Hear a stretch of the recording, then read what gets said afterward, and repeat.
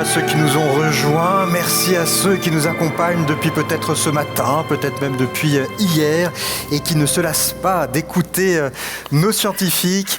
Encore deux rencontres après celle à laquelle vous allez assister là.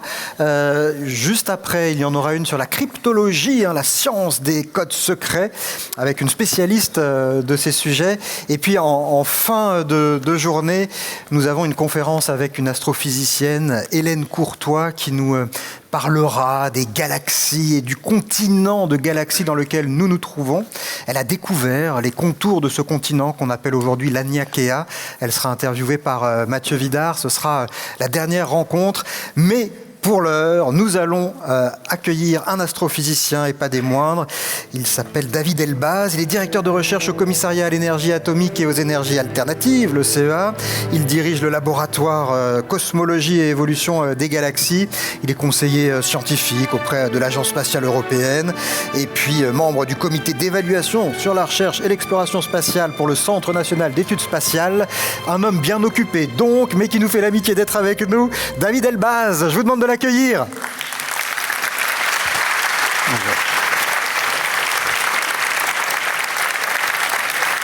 Alors je vous les confie, 45 minutes, et puis ensuite je viendrai pour la séance de questions avec la salle. D'accord. Bonjour, ça va? J'ai pas tous ces postes-là tout le temps, c'est pas grave. Alors, on est presque 8 milliards dans cette planète, pas dans cette salle, mais vous êtes quand même assez nombreux, c'est sympa. Et alors la question qu'on peut se poser, c'est pourquoi on s'intéresse à ce qui s'est passé il y a bien longtemps dans une galaxie très très lointaine. Finalement, en quoi ça nous concerne avec tous les problèmes qu'on a aujourd'hui? Pourquoi on va la regarder là-haut? Alors c'est ça que j'essaie de vous raconter. Et on va voir si vous allez être convaincus. Depuis la nuit des temps, en fait, on se pose la question de savoir ce qu'il y a de l'autre côté de la voûte céleste. Qu'est-ce qu'il y a derrière les étoiles? Et ce qu'on cherche, c'est des principes abstraits, invisibles, qui sont à l'origine des changements dans le monde. On a vu que les étoiles bougeaient. Certaines étoiles bougent au milieu des autres. En grec, ça se dit planétos, c'est des planètes qui ressemblent à des étoiles qui bougent. Et puis comme ça, de proche en proche, on a essayé de déduire des lois physiques qui expliquent les changements dans le monde. Parce que sur Terre, il y a trop de changements de jour pour qu'on puisse facilement abstraire des principes universels qui expliquent tous les changements. Et en regardant le ciel, on a l'impression que tout est universel, tout est éternel depuis la nuit des temps. Le problème, c'est que dès lors qu'on lève la tête vers le ciel, on est confronté à des limitations. La première limitation vient de notre capacité à appréhender le temps. Si j'avais le pouvoir d'éteindre toutes les étoiles du ciel en un claquement de doigts,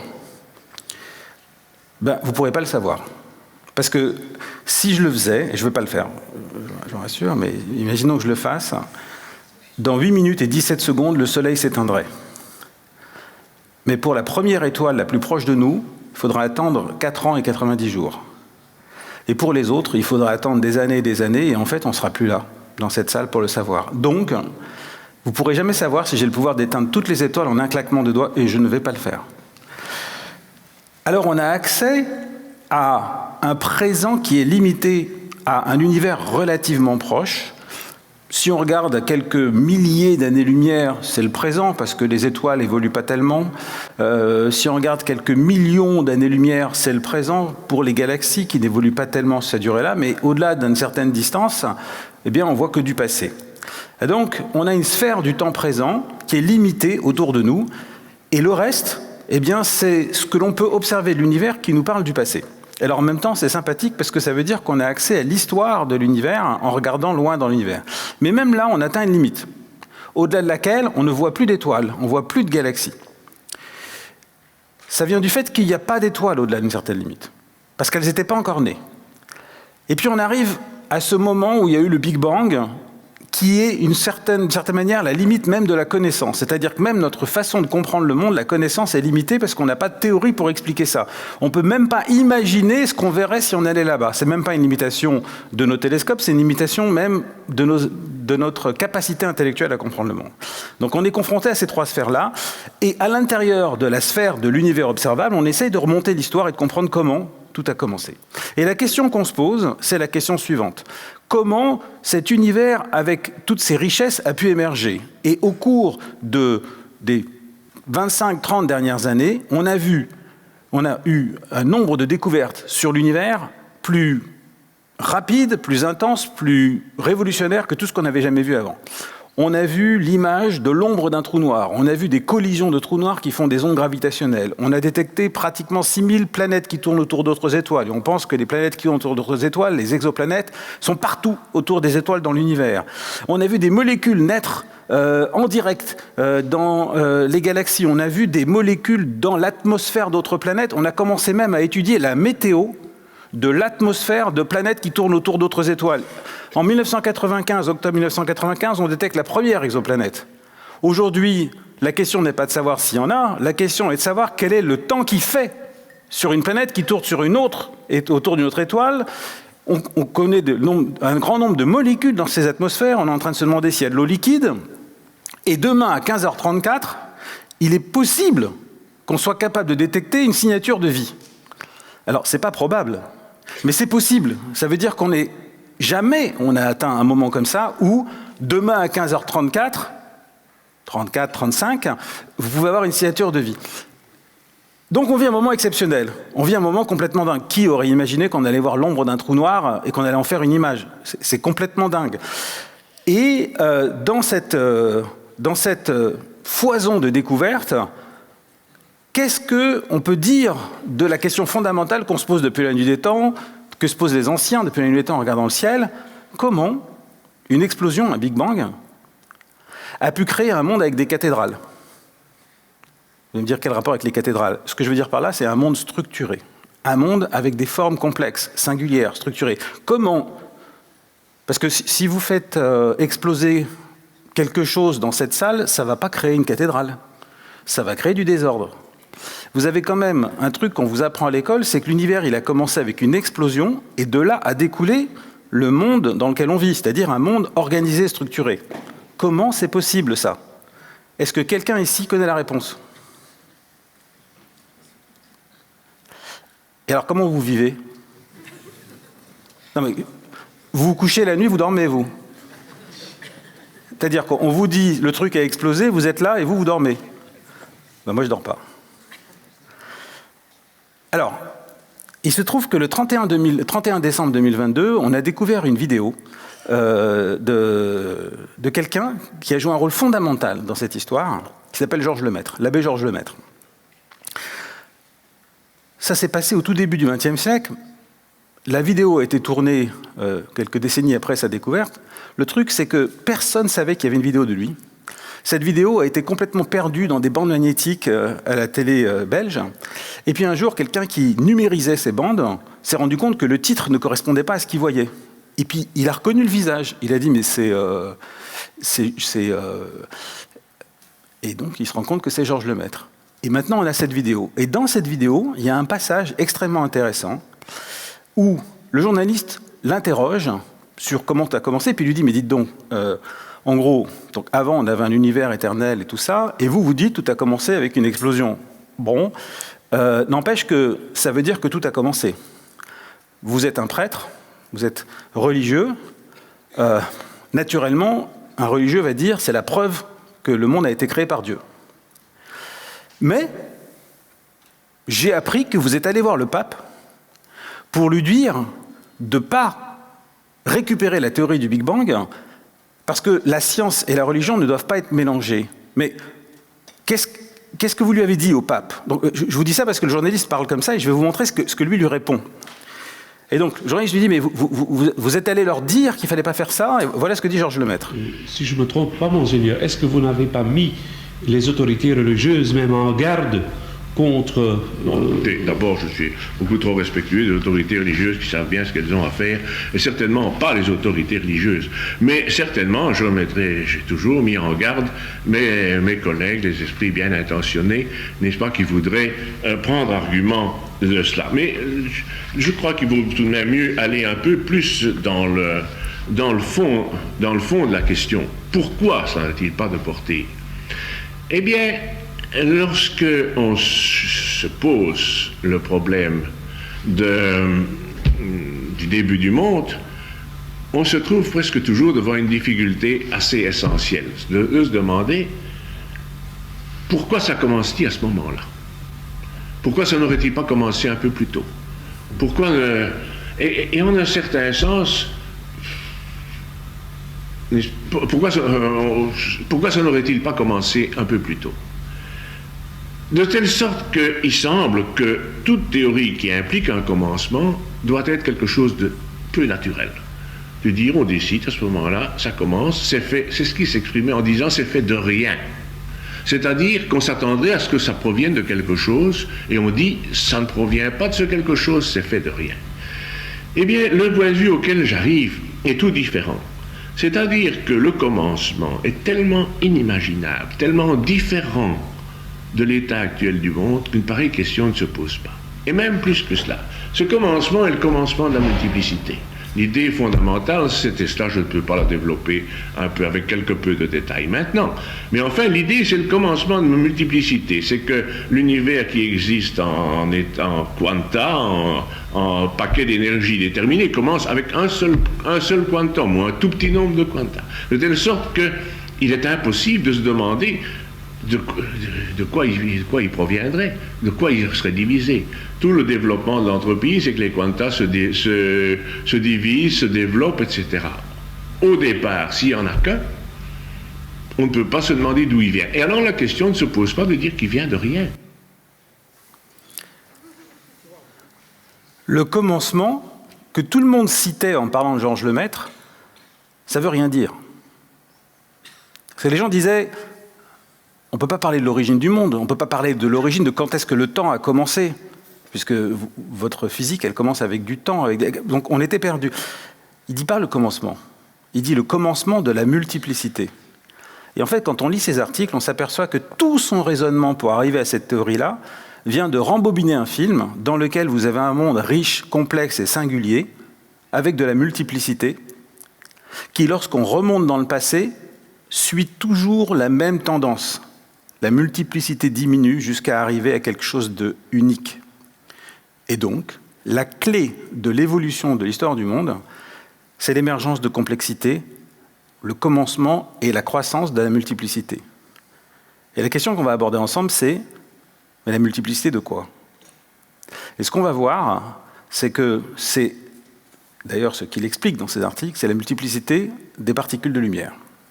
Et que toute l'histoire de l'univers est une histoire d'organisation du monde qui s'explique par la croissance du nombre de particules de lumière. Et c'est ça la clé. Alors c'est pour ça que j'ai intitulé le titre de cette conférence « La plus belle ruse de la lumière », qui est aussi le titre d'un livre que je vous conseille d'acheter parce qu'il est extraordinaire. Et donc l'émergence de formes complexes et singulières dans l'univers, c'est la plus belle ruse de la lumière pour se multiplier.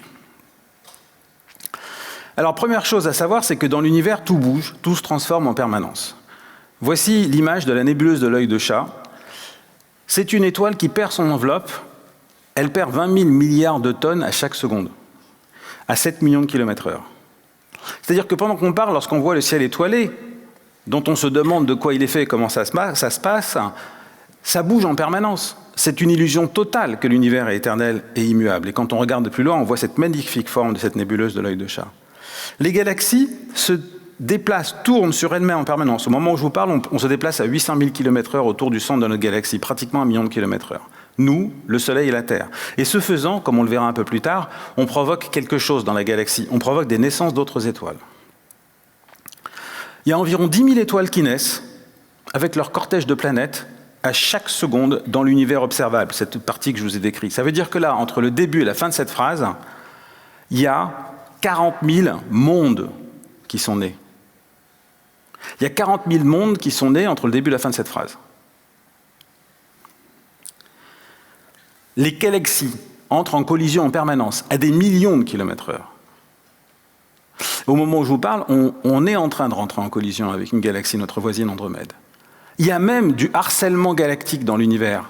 L'idée de harcèlement ne vient pas de notre époque.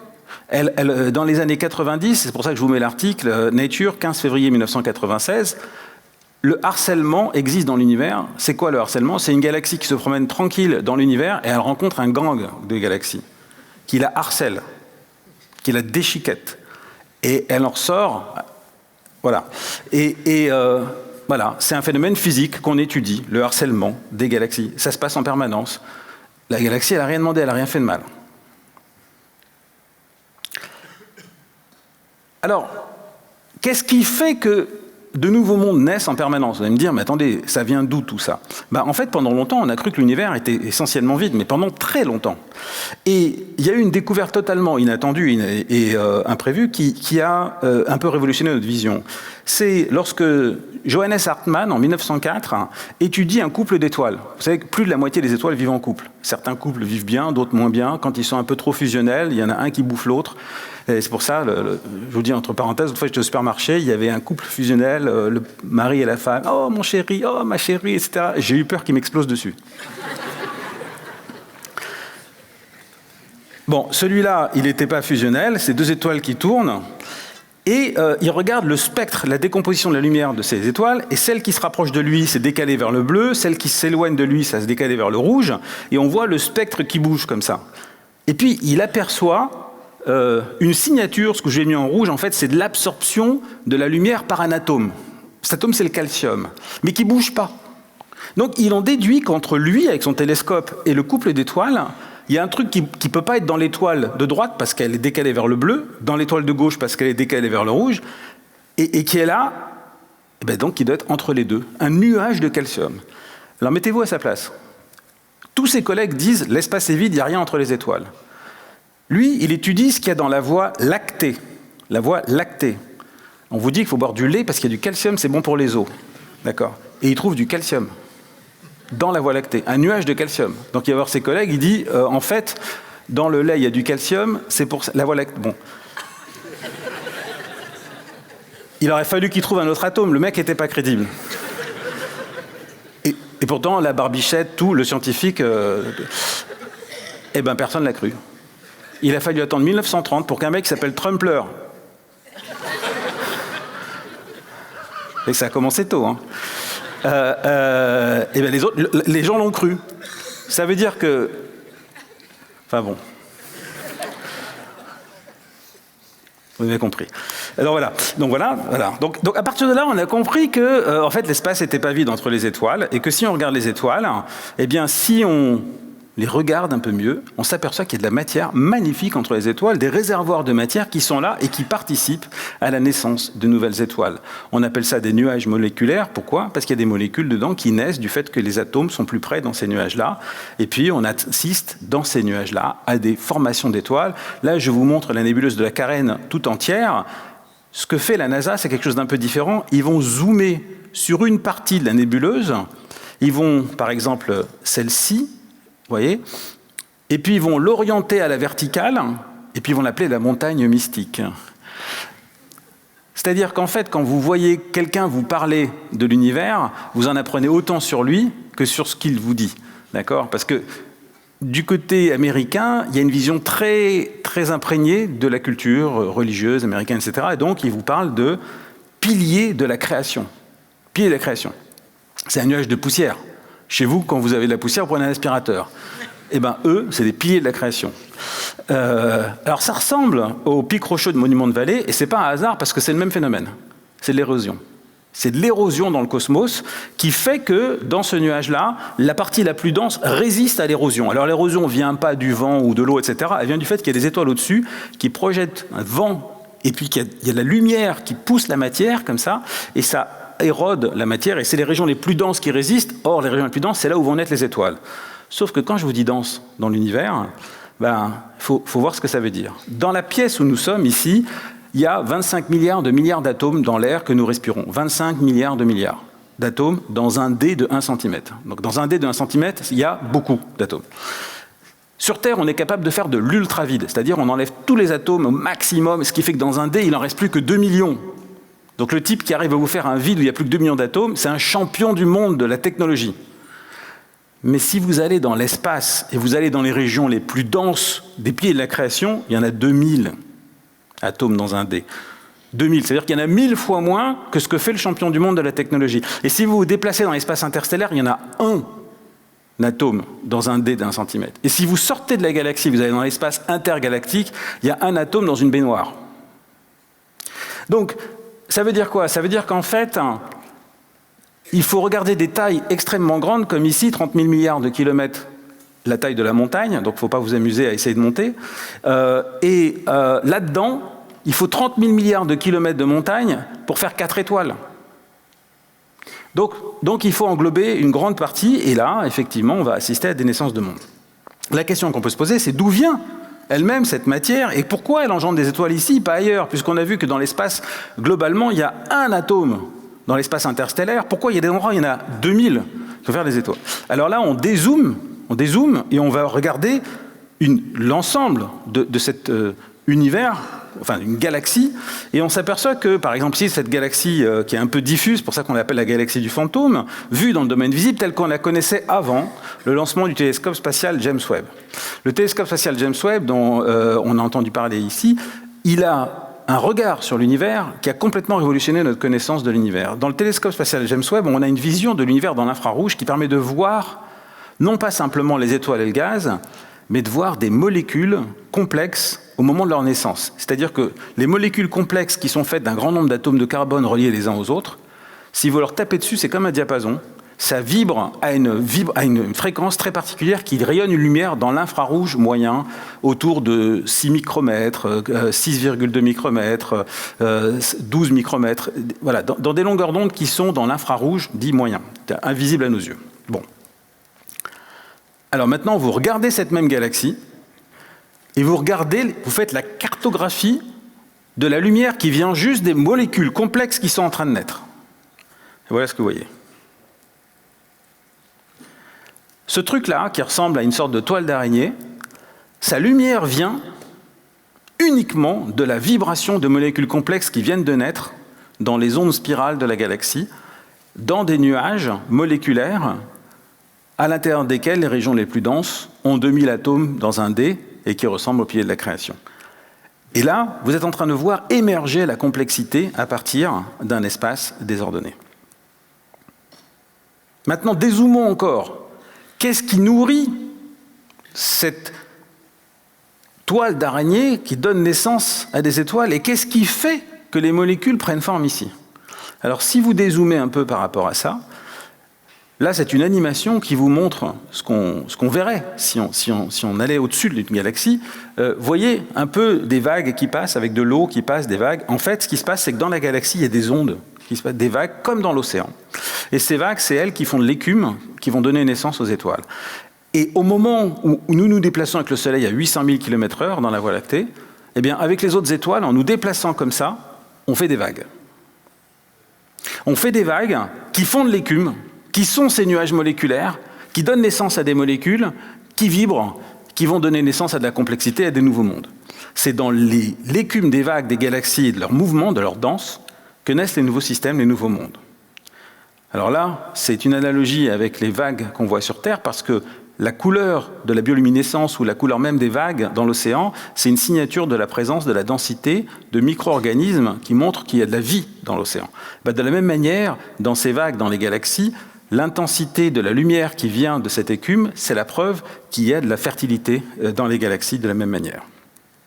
Donc d'accord, ça danse, ça tourne, un peu comme un derviche-tourneur vu de dessus, dont les bras feraient des vagues, et nous faisons partie des bras qui agitons la matière. Mais d'où vient cette danse de la galaxie et cet océan de matière qui donne naissance à des molécules, qui donne naissance à de nouveaux mondes? Alors nous habitons une planète qui tourne autour d'une étoile, qui est dans une galaxie, qui est elle-même dans un univers rempli de plein de galaxies. Il y a des amas de galaxies qu'on appelle une sorte de mégalopole cosmique, il y a des villages, des groupes de galaxies. Nous, on habite dans un village.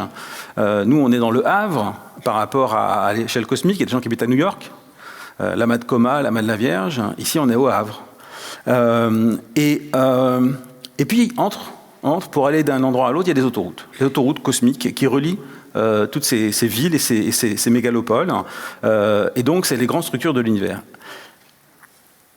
Et à l'intérieur de ça, si on zoome, on s'aperçoit que les galaxies reçoivent en permanence des espèces de rivières qui les nourrissent et qui les font tourner et qui les nourrissent en permanence.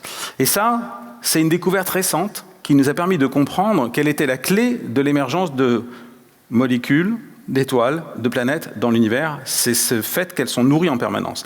Ça a été une surprise parce que pendant longtemps, on ne comprenait pas pourquoi les galaxies continuaient à donner naissance à des étoiles. On ne voyait pas les réservoirs. Et ça me fait penser à cet Indien que j'ai rencontré dans le désert d'Atacama qui me disait, dans le désert, ici, il n'y a rien et en même temps, il y a tout. Et quand il m'a dit ça, j'ai trouvé ça super beau et en même temps, j'ai super pas compris. Et après, j'ai réfléchi, pas trop, et je me suis aperçu qu'en fait, aujourd'hui, pour faire les voitures électriques, les gens ont besoin de lithium pour faire les batteries, et en fait, tout ça, c'est l'une des plus riches mines de lithium dans le monde, c'est dans le sous-sol du désert d'Atacama où vit cet Indien. C'est-à-dire qu'en fait, dans la nappe phréatique, il y avait vraiment tout. Et en particulier aussi, c'est de là que viennent les pommes de terre qu'on a pu utiliser des Andes, même à l'époque où on avait de la famine en Europe. Et donc en fait, finalement, l'univers, c'est un peu la même chose. C'est un grand désert, mais il y a une sorte de nappe phréatique, c'est-à-dire des atomes qui sont entre les galaxies, qui coulent et qui viennent les nourrir dans l'invisible. J'en profite pour vous faire la pub pour le bouquin Alma, qui est une bande dessinée, qui raconte justement une fiction de la rencontre avec les Indiens dans la quête justement de cette nappe phréatique invisible dans l'univers. Alors, comment tout a commencé ? Donc on revient à la question de Georges Lemaître. La question c'est, non mais vraiment, comment ? Alors, Georges Lemaître dit c'est le commencement de la multiplicité, et de quoi ? Eh bien, c'est vraiment la multiplication des notes de musique que sont les particules de lumière. Je vous explique comment. Il y a 14 milliards d'années, l'univers était, en tout cas la partie observable de l'univers, était tout entière concentrée sur elle-même, en une zone extrêmement compacte, équivalent à la taille d'un atome ou moins. Et puis, entre-temps, il a gonflé. L'univers, aujourd'hui, en 14 milliards d'années, la plus lointaine source de lumière qu'on voit est à 45 milliards d'années-lumière d'ici. Donc normalement, vous devriez vous dire, c'est pas possible.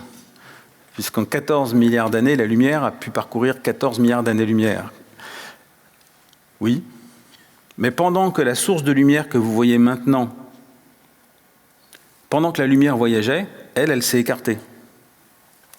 Donc la lumière voyage, mais pendant ce temps-là, la source qui a émis la lumière, elle est maintenant, par rapport à nous, à 45 milliards d'années-lumière. Donc la zone de l'univers observable, c'est une sphère de 90 milliards d'années-lumière qu'on regarde. Bon, d'accord, ok. Alors, au début, Big Bang, qu'est-ce qui s'est passé ? 380 000 ans après le Big Bang, naissance du premier atome. Avant, il n'y avait rien, pas d'atome, naissance du premier atome. Un proton, un électron qui se combinent ensemble, naissance du premier atome. Puis, très vite, vont naître plein d'autres atomes, et là, il va se passer quelque chose d'extraordinaire, c'est que l'univers va devenir transparent. La lumière va commencer à circuler dans l'univers. Si vous sortez de cette salle, vous tendez votre main vers le ciel, vous allez recevoir beaucoup de particules de lumière qui viennent du Soleil. Mais parmi les particules de lumière que vous allez recevoir sur votre main, il y en a qui ont voyagé pendant 14 milliards d'années jusqu'à votre main. La source qui les a émises est à 45 milliards d'années-lumière maintenant, et cette lumière arrive sur votre main maintenant. Elle traverse l'espace et encore maintenant, on reçoit des particules de lumière qui viennent de cette première émission de lumière dans l'univers il y a 14 milliards d'années, 380 000 ans après le Big Bang. On la capte en permanence. Puis, peut-être 100 millions d'années après, est née la première molécule. La première molécule combinant 2 atomes d'hydrogène, et puis à la suite de celle-ci vont naître d'autres molécules. Qu'est-ce qui est en train de se passer ? Ce qui est en train de se passer, c'est que d'une explosion va progressivement émerger de plus en plus de complexité dans l'univers. Et on va essayer de comprendre pourquoi. Ensuite, va naître la première étoile. Grâce à la naissance des molécules, va s'enclencher le mécanisme qui va pouvoir donner naissance à la première étoile. Puis, la première famille d'étoiles, la première galaxie. Puis, les galaxies vont croître et vont former de plus en plus d'étoiles, faire des flambées d'étoiles. Jusqu'à aujourd'hui, avec des planètes, jusqu'à la vie. Qu'est-ce qui s'est passé? Qu'est-ce qui fait qu'une explosion dans l'univers engendre des structures et qu'une explosion sur Terre détruit des structures? La clé, c'est la lumière. Donc je vous explique pourquoi. Maintenant, regardez pas l'autre de droite, je me suis planté. À gauche, vous voyez une charge positive et une charge négative, un proton et un électron. Quand l'électron passe à côté du proton, ça le fait tourner. Et vous savez, quand une voiture freine et qu'elle tourne, ça crisse, ça chauffe les pneus, ça rayonne de la lumière, ça libère de la chaleur. Ben là, c'est pareil. L'électron, il va perdre de l'énergie, ça va rayonner de la lumière. Ça va se refroidir et c'est grâce à ça qu'ils vont pouvoir se rapprocher et former le premier atome. Mais une fois que vous avez un atome, qu'est-ce que c'est? C'est des électrons qui tournent autour d'un noyau. Eh bien, c'est comme des diapasons. Si vous cognez un atome, et quand il se cogne, l'électron, il monte, et puis après, il redescend, et il libère l'agitation sous la forme de lumière. Et grâce aux atomes, vous arrivez à un degré plus fin de libération de l'agitation de la matière. Elle était très agitée, puis elle se cogne, puis ça fait de la lumière, et ça refroidit. Vous savez, comme de l'eau qui libère de la lumière et qui fait des cristaux de glace. Ben, sans la libération de lumière, l'eau ne pourrait pas faire des cristaux de glace quand elle refroidit. Et bien, ce mécanisme-là, il est en place depuis le début. Ensuite, les molécules, elles vont apporter une finesse supplémentaire dans la capacité de libérer cette agitation. Lorsque des molécules vibrent, elles tournent sur elles-mêmes, elles vibrent comme ça, elles rayonnent des plus petits photons avec une plus petite fréquence, moins d'énergie, et quand vous les cognez, c'est des diapasons encore plus fins. Donc vous passez du diapason à la harpe.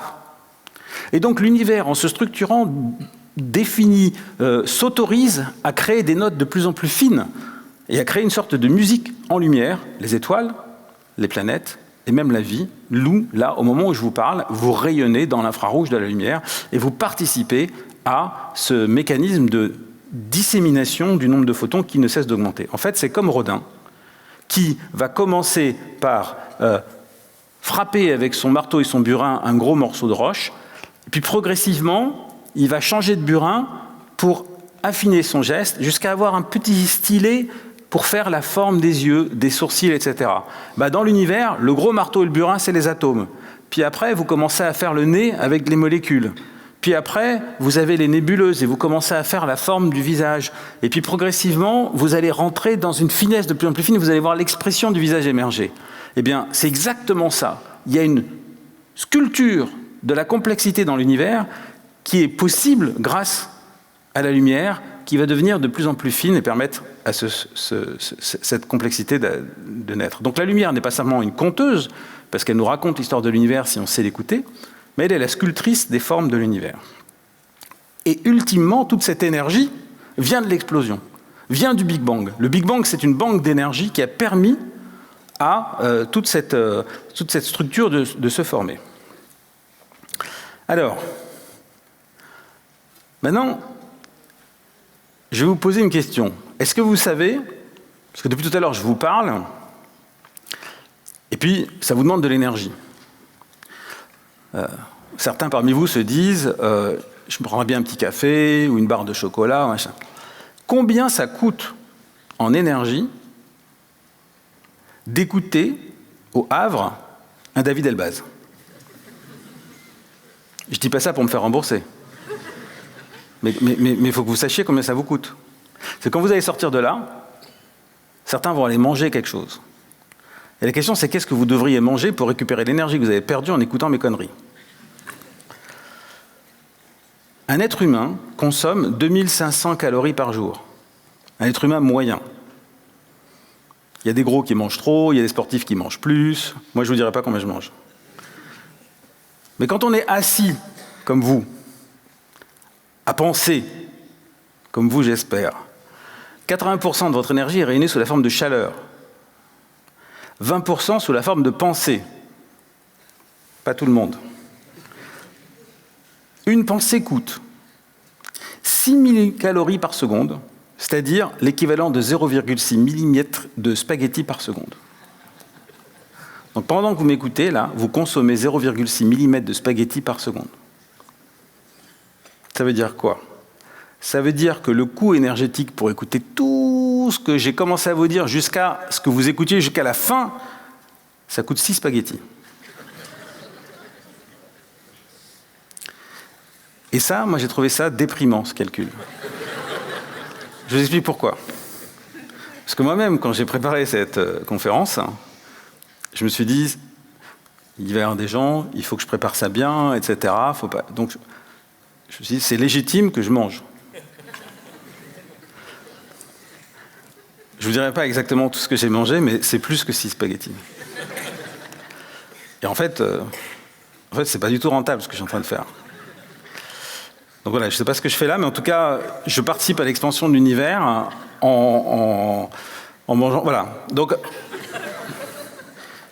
pour moi, c'est assez traumatisant. Maintenant, c'est intéressant pour vous, mais voilà, sachez le coût. Voilà. Vous pouvez faire le calcul en bouchées de pommes. C'est 2 bouchées de pommes. C'est-à-dire que même, vous ne pouvez même pas finir la pomme. Et les pommes, aujourd'hui, elles sont fades. S'il n'y a pas de beurre de cacahuète dessus. Donc, non, mais je ne dis pas qu'il faut en manger. Je dis juste, c'est une question de goût. Et donc maintenant, si quelqu'un pense, et à nouveau, je vous répète, c'est pas obligé. D'ailleurs, on a la preuve que c'est pas nécessairement ce qui se passe le plus dans le monde aujourd'hui. Mais imaginons que les gens pensent. Alors, on a vu combien ça coûte en spaghettis.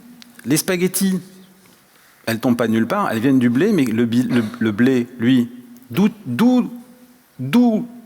le blé tire-t-il son énergie? Il tire son énergie du fait qu'il a accumulé l'énergie du soleil pendant un certain temps. Donc en fait, ce sont des petites piles qui prennent les photons et qui les mettent sous la forme de macromolécules qu'on bouffe. Ok, mais comment le soleil s'est-il allumé? Le soleil s'est allumé parce qu'à un moment donné, il y a des particules de matière qui étaient loin les unes des autres, qui sont tombées et qui se sont cognées, et ce faisant, elles ont libéré de la chaleur. Et quand elles ont dépassé 10 millions de degrés, elles ont commencé à enclencher des réactions nucléaires dans le cœur du Soleil. Au moment où je vous parle, 600 millions de tonnes d'hydrogène fusionnent à chaque seconde dans le cœur du Soleil. 600 millions de tonnes d'hydrogène, c'est beaucoup. Voilà. Il faut ça pour faire un soleil, pour envoyer de la lumière, pour faire du blé. Enfin, et voilà, et pas des pâtes. Je ne suis pas payé. Et ensuite, le Soleil lui-même, il a été engendré par ces vagues dans ces nébuleuses où il y a, dans les endroits les plus denses, 2000 atomes dans un dé, qui sont nés dans les vagues, qui sont comprimés, qui viennent justement de ces fleuves cosmiques, qui libèrent quoi? Qui libèrent quelle énergie? L'énergie de la gravité. Mais qui leur a donné ça? Qui a donné l'énergie ultime à ma pensée qui fait que je vous parle maintenant? Vous allez me dire, la spaghetti. Oui, mais la spaghetti, elle le tient du blé, qui le tient du soleil, qui le tient de la galaxie, qui le tient des molécules qui sont déjà, qui le tient des fleuves. Mais ultimement, qu'est-ce qui fait que maintenant je vous parle? Ben, c'est le Big Bang. Il n'y a pas une pensée que vous avez dans votre tête qui ne vient pas de l'énergie du Big Bang. Qu'est-ce qu'il a fait le Big Bang? Il a soulevé la matière, il a laissé tomber. Et ce faisant, quand elle tombe, elle chauffe, elle crée des étoiles, qui chauffent le blé, qui fait des spaghettis, qui fait qu'on parle. Donc le Big Bang est à la source de toutes nos pensées. Et le Big Bang est le fruit de nos pensées. C'est beau, hein? Et donc, en pratique, c'est la dynamique de tout cet ensemble qui fait tout ça. Il se trouve que dans la salle, j'ai un ami qui est neurobiologiste, et justement, avec lui, on s'interroge sur ce qui se passe dans nos pensées. Dans nos pensées avec lesquelles on imagine tout ça, si on zoome dans notre cerveau, voilà ce qu'on voit. Alors, je vous montre 2 images. Il y en a une, c'est ce qu'on verrait si on zoomait dans notre cerveau au microscope. Il y en a une autre, c'est ce qu'on verrait si on dézoomait sur 600 millions d'années-lumière dans l'univers. Et on ne se rappelle jamais laquelle est laquelle. C'est-à-dire qu'il y a une analogie totale entre la structure de l'univers et du cerveau. Ce qui est rigolo, c'est qu'en 2020, des scientifiques, un astrophysicien et un neurobiologiste ont écrit un article dans Science qui montre que la distribution les unes par rapport aux autres des galaxies dans l'univers est à peu de choses près la même que la distribution des neurones dans le cerveau. Qu'est-ce qu'ils en déduisent? Que l'univers pense? Non. Ce qu'ils en déduisent, c'est que les mêmes principes physiques sont à l'origine des deux. Ça veut dire qu'en fait, les principes qu'on essaye d'abstraire en regardant le ciel, rappelez-vous, ce type qui sort la tête pour aller voir, ce qu'il cherche, c'est arriver par l'abstraction à trouver des principes universels qui s'appliquent. Ça va jusque-là. Ça va même encore plus loin, c'est que quand on regarde comment naissent les étoiles dans l'univers, il y a ce qu'on appelle une autorégulation de la formation d'étoiles, qui fait que les galaxies maintiennent toujours une même température, comme nous. Là, au moment où je vous parle, il y a une homéostasie qui fait que je maintiens la même température. On retrouve ces mêmes processus physiques dans l'univers un peu partout. Alors donc, si je résume, quelle est la cause des changements? L'énergie. L'énergie, c'est quoi? C'est ce qui donne la vitesse à la pomme qui tombe, aux atomes qui tombent dans le cœur d'une étoile, qui vont faire qu'elle s'allume. D'où vient l'énergie à cause de tous les changements du Big Bang? Et comment transforme-t-elle le monde en créant de la lumière? Aujourd'hui, on est ici à ce festival sur les épaules des géants au Havre, dont le thème est la lumière. Eh bien, rien de tout ce qu'on observe aujourd'hui n'existerait sans la lumière. Je peux vous le dire parce qu'en fait, on a fait des simulations à l'ordinateur, où on a recréé des univers virtuels qui reproduisent très très bien les galaxies, les étoiles, qui reproduisent très bien tout. Et puis, on s'est amusé à supposer que l'univers soit incapable de faire de la lumière. C'est-à-dire que vous faites de la matière, mais qui ne fait pas de lumière. C'est une forme de matière qu'on a imaginée, qui s'appelle la matière noire. Je ne rentrerai pas là-dedans, si on pose des questions, j'en parlerai, mais c'est une matière qui fait tout comme la matière normale, sauf qu'elle ne fait pas de lumière. Si vous regardez dans votre ordinateur ce qui se passe au cours du temps dans un univers qui ne fait pas de lumière, vous découvrez que ça ne fait rien. Pas de galaxie, pas d'étoiles, pas de planète, et donc pas de vie. C'est l'ingrédient clé, c'est la lumière. Et nous sommes des sources de lumière. Vous savez qu'on a l'habitude de dire on est des poussières d'étoiles. En fait, non, on est des étoiles. Parce qu'en fait, on rayonne plus de lumière par kilogramme qu'une étoile. On rayonne 200 000 fois plus de particules de lumière, chacun de nous, qu'un soleil. Donc, ça veut dire quoi? Ça veut simplement dire qu'on s'inscrit dans une logique, depuis le début de l'histoire de l'univers, d'une explosion qui engendre des structures de plus en plus complexes, qui sont de plus en plus finement capables de créer de la lumière. Pourquoi? Alors, d'un point de vue mathématique scientifique, je vous dis le mot vulgaire, parce que la lumière, le nombre de particules de lumière, c'est de l'entropie. Et l'entropie, c'est le terme qu'on utilise pour dire qu'est-ce qu'il y a le plus probable lorsqu'un système évolue. Donc, ouais, je vous le dis pour que vous le sachiez, mais c'est un petit peu après compliqué à expliquer, c'est juste que cette subdivision de l'énergie du Big Bang en petits grains de lumière de plus en plus fins, qui s'accompagne d'une structuration de l'univers, c'est simplement la logique des choses quand vous vous demandez qu'est-ce qu'il y a de plus probable dans l'évolution. Ce n'est pas une intentionnalité, ce n'est pas l'idée que la vie existe, même si on peut l'imaginer, c'est simplement ce qu'il y a de plus probable dans un système où vous avez un grand nombre de particules, de matière et de lumière. Voilà. Donc la lumière, c'est le conteur et le sculpteur de notre histoire. Merci.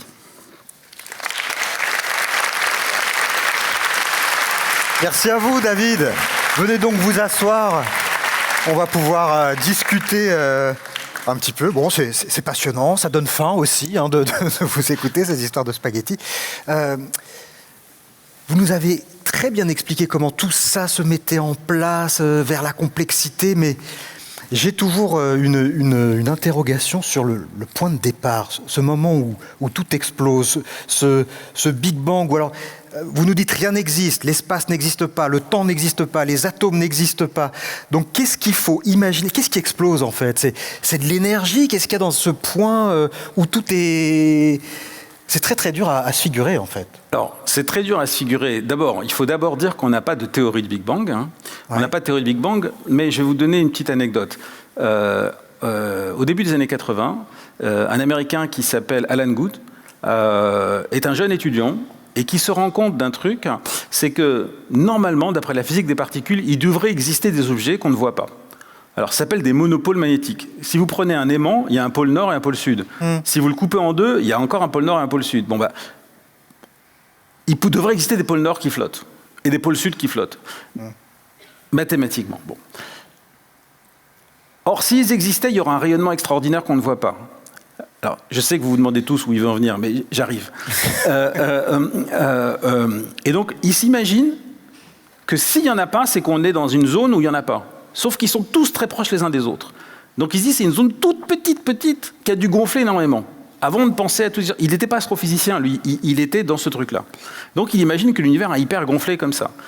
Il est invité pour donner un séminaire aux États-Unis, à un institut, et puis, il se dit, mais comment je peux expliquer ça aux gens? Parce qu'ils vont me prendre pour un ouf malade, comme on dit. Et puis, il se rend compte que ça pourrait expliquer un truc, c'est le fait que l'univers a la même température partout, malgré le fait que ça n'a pas eu le temps de se thermaliser à l'échelle à laquelle on voit l'univers dans le temps imparti, parce que ça veut dire qu'il faut aller plus vite que la lumière. Et donc, il comprend que s'il fait tout gonfler comme ça, de façon, ce qu'il appelle une inflation très rapide, ça pourrait expliquer tout. Il se dit, mais je ne peux pas raconter. Il est le soir, il raconte dans sa biographie, il est le soir dans sa chambre d'hôtel avant d'aller le lendemain après. Il se dit, ils vont me prendre pour un fou, en plus il n'a pas de poste permanent, il est foutu. Et là, il réalise un truc que je vais vous dire. Il réalise que l'énergie gravitationnelle est négative. Elle est négative. Si vous me demandez, je vous dirai pourquoi, mais négative. Et il se rend compte que l'énergie totale de l'univers peut valoir zéro. C'est-à-dire si on fait le bilan global de l'énergie de l'univers, ça peut valoir zéro. Il y a des articles qui ont été sortis encore très récemment qui montrent que non seulement ça peut, mais probablement c'est le cas. Ça veut dire qu'en fait, quand vous me demandez, mais comment est-il possible de faire tout un... Ça vaut zéro. Tout est parti de rien. C'est pas que tout est parti de rien, c'est qu'il n'y a rien. Bah, mais il faut développer ça, parce que là, moi, je ne comprends pas. Il n'y a rien. C'est-à-dire que, je vous ai dit depuis tout à l'heure que tout vient de l'énergie. Mais si l'énergie globale vaut zéro, tout vient de quoi? Il n'y a pas de tout. Donc ça veut dire que la différence entre tout l'univers et l'histoire que je vous raconte, il n'y a pas de différence. C'est juste une histoire. Alors vous allez dire, il est en train de... Il est de philosopher. Il est sur scène, il a un journaliste super sympa, il vous raconte des trucs. Mais en fait, moi, ça me trouble. Ah bah, nous aussi. Et donc, voilà. Non, mais je vous le donne comme ça. Ouais. L'autre façon de vous le dire, c'est qu'on n'a pas de théorie, point barre. Oui, ça aurait été plus honnête, j'ai l'impression. Oui. Alors, attendez, parce que quand je suis arrivé, ils m'ont pas dit qu'il fallait être honnête. Ils m'ont dit, on vous met le micro, on m'en met du talc. L'honnêteté, j'avais pas... Je tente une autre question, et puis après, je donne la parole. Peut-être qu'ils arriveront à vous faire parler, ce que je n'arrive pas à vous faire dire. Il y a ce point de départ, ce commencement de la complexité. Est-ce qu'il y a eu un avant? Est-ce que... Alors, il y a aussi cette théorie du Big Bang, c'est-à-dire que finalement, parfois ça s'étend, et puis ensuite ça se rassemble en un point et infiniment, et ça se trouve, on n'est pas à 14 milliards, mais il y a déjà eu ce système d'accordéon plein de fois, et en fait, le Big Bang n'était qu'un rebond parmi une infinité d'autres. Alors c'est une très bonne question. Ce qui est de nouveau par rapport à cette question qu'on se pose depuis longtemps, c'est déjà Alors, bon, vous avez vu que Georges Lemaître, lui, dit « ça n'a pas de sens de se poser cette question, puisque toute l'histoire du monde, c'est une croissance de la multiplicité qui commence avec l'unicité. » Et donc, c'est sa réponse, mais bon, voilà. Aujourd'hui, on a un nouvel élément, c'est qu'il y a 6,5 milliards d'années a commencé un nouveau processus qui est une nouvelle inflation. On appelle ça la nouvelle inflation, comme avait trouvé Alan Guth, qui est celle qui a commencé. Donc on est en ce moment en train de parler, là, comme ça, mais il y a une nouvelle inflation en cours, c'est-à-dire un nouveau Big Bang. L'univers s'étend plus vite, accélère depuis 6,5 milliards d'années. Quelle est la source d'énergie qui fait ça? Puisque finalement, c'est la même question au début et là. Donc, on se la repose aujourd'hui. On a envoyé un satellite qui s'appelle Euclide qui est en train d'essayer de comprendre ça en étudiant des millions, voire des milliards de galaxies. Mais peut-être qu'on est au cœur d'un processus analogue à celui qui s'est passé au début et qu'on a la chance, avec nos instruments, de comprendre son origine et peut-être même de remonter à l'autre. Et donc, peut-être aussi de savoir comment ça va évoluer et comment tout a commencé. Peut-être que ça peut nous faire aller dans cette direction-là. Une autre réflexion qui est intéressante, c'est Roger Penrose, prix Nobel de physique, qui s'est rendu compte il dit dans une interview, vous savez, tout a commencé avec la lumière. Et puis maintenant, quand on suit l'évolution, ça va faire des trous noirs. Les trous noirs finissent par exploser et faire que de la lumière. Et quand on prédit le futur de l'univers, c'est un univers très grand avec que de la lumière. Il dit, c'est quand même bizarre, ça commence avec la lumière, ça finit avec la lumière. En fait, c'est un éternel recommencement. Et il dit, pour moi, c'est un cycle. Donc on a des nouvelles pistes. Et aujourd'hui, on a des satellites pour analyser de façon subtile les mouvements des astres dans l'univers, les mouvements des galaxies, les déformations de l'espace-temps, pour aller chercher des signatures très très fines qu'on n'a pas encore réussi à identifier aujourd'hui, pour tenter de répondre à ces questions-là. On va avoir un premier élément de réponse à l'été 2026, et ensuite ça va venir après. Donc ça va nous prendre un peu de temps, parce qu'il faut 2000 chercheurs qui travaillent en ce moment sur ça. Voilà. Allez, on prend des questions dans la salle. Il y a 2 personnes avec des micros. Vous pouvez lever la main et on vous apporte un micro. Je vois des mains devant et les micros sont au fond. Ils vont arriver jusqu'à vous. Quand vous avez le micro, est-ce que vous pouvez vous lever pour qu'on vous voit poser votre question? Allez-y. Bonjour, monsieur. Bonjour. Oui, la question est simple. Vous disiez que la gravité est une énergie négative. Qu'est-ce que vous entendez par là? Oui. Merci de me poser la question. Voici une bouteille d'eau qui est posée sur la table, et elle est posée sur la table parce qu'elle subit la gravité exercée par la Terre. Donc, elle est dotée d'une énergie liée à la gravité. Mais que vaut cette énergie? Donc, je prends la bouteille, je la jette tellement loin, je ne vais pas le faire, mais je la jette très loin de nous. Voilà. Imaginons maintenant qu'elle soit ce que nous on appelle mathématiquement infiniment loin de la Terre. Donc elle ne subit aucune gravité par rapport à la Terre, c'est imaginaire, voilà. Donc son énergie à la gravité par rapport à la Terre vaut 0, puisqu'elle n'a aucun lien de gravité avec la Terre. Voilà. Donc là, ça vaut 0.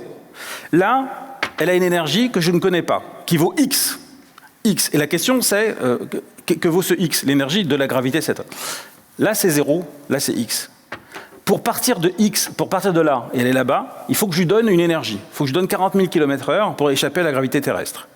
Donc, ça veut dire que je lui donne une énergie qui est 1,5 de mv2, où V, c'est 40 000 km/h. Donc, je donne une grosse énergie, une grosse claque, hop, elle part, elle va là-bas.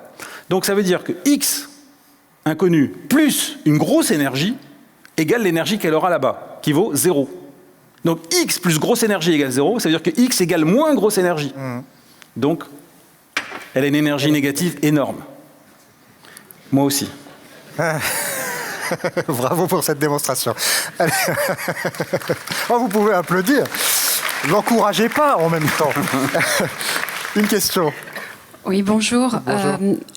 Avec toutes ces conférences, on voit qu'effectivement, l'une des recherches de la science aujourd'hui, c'est la recherche de vie extraterrestre. Or, quand vous expliquez comment fonctionne l'univers, c'est comme des naissances de planètes, de galaxies. Donc, est-ce que toutes ces recherches amènent les scientifiques à changer la définition de ce qu'est la vie, et pas uniquement une vie comme on la connaît sur Terre? Voilà. Oui, alors c'est une très bonne question. Alors, effectivement, d'abord, on a du mal à définir la vie. Alors, pourquoi on cherche à définir la vie? Une des raisons, c'est parce qu'aujourd'hui, comme on explore d'autres planètes et qu'on essaie de savoir si elles sont habitables, c'est-à-dire avec de l'eau liquide pouvant abriter de la vie, puis dans un deuxième temps, on va chercher des signatures de vie, des biosignatures, il faut être capable de définir ce qu'est la vie pour savoir quelle va être la signature de la vie. Et donc là, les gens ont du mal. Alors les gens commencent à dire la signature de la vie, c'est le plus simple. On va prendre une bactérie, la plus simple bactérie, elle a une membrane, elle a un noyau, etc. Et puis on va s'apercevoir que quasiment toutes les propriétés de la bactérie, on va la retrouver dans une galaxie. Parce qu'avec des échanges d'énergie, etc. Donc c'est vrai que c'est assez subtil, et c'est vrai que quand on regarde les lois universelles qui s'appliquent dans l'univers, dans des systèmes qui vivent dans l'univers, les galaxies, ça ressemble un peu à des cellules vivantes, etc. Et donc, on a envie de penser que la vie n'est pas tant que ça une rupture fondamentale dans l'histoire de l'univers, puisque finalement, cette explosion a donné de la complexité croissante au cours du temps, et la vie s'inscrit dans cette logique-là. Ça veut dire quoi? Ça suggère que la vie n'est pas nécessairement le plus grand des hasards, mais comme elle s'inscrit dans cette continuité-là, il y a des chances qu'elle existe ailleurs. Est-ce que ça suggère que l'univers est vivant et qu'il faut revoir, avoir une vision un peu panthéiste, etc. Je ne sais pas, je ne pense pas, parce que, il y a quand même des propriétés du vivant. Mais c'est vrai que ça pose la question. Et l'exobiologie nous pousse à nos limites par rapport à ça. Donc c'est une bonne question à laquelle on réfléchit beaucoup et qui est pas évidente à résoudre. Puisque vous avez présenté votre conférence un peu sur cette organisation de à la fois la matière ou l'énergie qui devient la lumière puis les atomes, est-ce que vous voyez aussi l'apparition de la vie comme une organisation ultime de la matière, l'organisation la plus subtile, ces atomes qui tout d'un coup s'ordonnent, puisque vous nous avez dit finalement comment on est parti d'une explosion à une cathédrale, comment on est parti d'une explosion au vivant, c'est encore plus fascinant finalement. Alors, aujourd'hui, ce qu'on peut dire, c'est que si je prends 1 mm² de mon doigt, ou du doigt d'un éléphant, c'est plus complexe que quasiment tout ce que je vois dans l'univers. Ouais. C'est-à-dire que chacun de vous et d'une complexité extraordinairement plus grande que tous ces millions d'années-lumière de l'univers. Parce que l'univers, c'est quoi? C'est un grand espace, comme je l'ai dit, avec quelques atomes par-ci, par-là. Quand ils se regroupent, ils font un petit bout de nuage, de poussière. Et quand ils font une étoile, c'est une boule de gaz qui chauffe. Mais c'est rien, c'est une boule de gaz qui chauffe. Et puis s'il y a des planètes, s'il n'y a pas de vie, c'est des boules de rocher ou des boules de gaz. C'est quoi l'univers? C'est rien. Regardez dans votre peau, regardez ce que les gens voient dans vos cellules, comment ça s'organise, les mitochondries, les machins, c'est une complexité extraordinaire. Est-ce que c'est l'aboutissement ? Non. Enfin, non, on peut pas dire ça. Pas l'aboutissement, mais la forme la plus c'est la forme la plus complexe, le vivant. De l'organisation. C'est-à-dire nous, la fourmi, le poisson, la bactérie. Tout ça, c'est jusqu'où où on va. Alors, il y en a qui s'amusent. Harari, par exemple, qui a écrit le livre Sapiens, lui, il dit ça va aller au-delà, c'est l'intelligence artificielle, c'est le supercalculateur, c'est machin qui est l'étape encore supérieure, etc. J'aime pas ça. Ouais. Bon. Mais j'aime pas. Ça se voit, ça se lit sur votre visage. Allez, on prend une autre question. Comment la matière noire, elle s'est formée ? Ça, c'est une très bonne question. Merci Peut-être beaucoup. que ça vaut le coup de rappeler ce que c'est que la matière noire. Voilà. Alors, effectivement, tout à l'heure, j'ai brièvement parlé d'une forme de matière qui ne faisait pas de lumière. On l'invoque parce que, tout à l'heure, je disais qu'on se déplace à 800 000 km/h autour de la Voie lactée. À cette vitesse-là, on devrait quitter la Voie lactée. C'est-à-dire qu'il faut 40 000 km/h pour s'échapper de la gravité terrestre. À 800 000 km/h, on devrait pouvoir échapper à la gravité exercée par toutes les étoiles de la Voie lactée. Or, on est toujours là. Donc, on en déduit qu'il y a un supplément de gravité, c'est-à-dire qu'il y a une sorte de matière qui participe à la gravité, mais qui ne fait pas de lumière, puisqu'on ne la voit pas, et qui s'exprime partout. Les galaxies vont trop vite, les étoiles vont trop vite. Donc on invoque ça. De quoi est faite la matière noire ? Existe-t-elle ? Comment on fait pour la découvrir ? Ça, c'est les grandes questions du moment. Certains disent que la matière noire qu'on invoque, c'est analogue à quelqu'un qui aurait des lunettes comme moi, avec une petite tache noire dessus, et à chaque fois il dit « Regardez le point noir », et en plus il bouge. Alors je dis « Nettoie tes lunettes, du con ». Voilà. D'accord. Voilà. Et donc on appelle ça la loi de la gravité modifiée, on appelle ça, quand vous prenez ça, tenseur vectoriel scalar, voilà. Vous pouvez avoir des théories très complexes pour dire « Enlève tes lunettes, du con ». Et donc voilà. C'est-à-dire qu'en fait, cette matière, on en a besoin pour que les équations tourneront aujourd'hui, mais peut-être que ce sont les équations qui sont fausses, voilà. C'est ça ? Alors, voilà. Puisque vous me demandez de citer mon livre, dans mon livre « À la recherche d'un univers invisible », j'appelle ça 5 niveaux d'illusion. Oui. Et il y a un premier niveau d'illusion, c'est que vous croyez que tout va vite parce que la loi n'est pas bonne, en fait, parce qu'il y a vraiment de la matière noire. Le deuxième niveau d'illusion, c'est qu'en fait, non, c'est vos lunettes. Hein. Puis après, il y a d'autres niveaux d'illusion qui sont encore plus subtils, mais il faut lire le livre. Et en plus, il empoche. Ouais. Qui est en vente d'ailleurs juste à la sortie dans la librairie. Je ne sais pas pourquoi on discute. Alors, une dernière question, il faudra y répondre rapidement parce que le chrono tourne très vite. Est-ce qu'il y a une question dans la salle ? Je vois des mains. Est-ce que quelqu'un a un micro ? J'ai le micro. Allez-y, levez-vous, on vous écoute. Voilà, c'était tout simplement pour demander James Webb, les dernières découvertes qu'il a faites. Je pense qu'il a mis un petit peu un coup de pied dans la fourmilière de toutes les théories établies en découvrant des galaxies très très lointaines qui ne devraient pas être un état d'adulte. Oui, merci. Alors ça, c'est vraiment mon sujet de travail. Hein. Donc, alors, c'est là où on rentre dans la complexité de ce qu'on appelle la diffusion des sciences, c'est-à-dire qu'en fait, il y a eu un petit phénomène de précipitation. C'est-à-dire que je nommerai pas le chercheur qui a publié cet article qui s'appelle Ivo Labbé, qui a été publié dans un journal que je nommerai pas, qui s'appelle Nature, et qui a dit effectivement c'est ce qu'on appelait les 6 galaxies impossibles. Et donc effectivement il y a plein de vidéos qui tournent autour de ça, qui sont des galaxies trop matures, trop massives pour l'époque, et on se dit est-ce que l'univers est plus vieux, est-ce qu'il n'y a pas eu de Big Bang, etc. Bon, depuis on a analysé ces galaxies, elles sont moins loin que prévu, elles sont moins massives que prévu, et en fait la lumière vient de trous noirs supermassifs qui sont dedans. Donc le problème, c'est que c'est difficile d'aller corriger derrière sur les réseaux sociaux. Donc, oui, il y a des galaxies qui sont très massives, très tôt dans l'histoire de l'univers. On a un papier Nature, nous aussi, qui vient d'être accepté là. Mais c'est pas encore à un niveau qui remet tout en question. C'est un niveau qui nous fait penser que peut-être que les trous noirs sont arrivés au début de l'histoire de l'univers plutôt que ce qu'on pensait, que les étoiles sont formées un peu plus vite, que ces nuages de poussière sont un peu plus vite, que les filaments accélèrent la formation de l'étoile, etc. Mais pas encore que ça remet complètement tout en question. Merci David Elbaz, c'est toujours un bonheur de vous écouter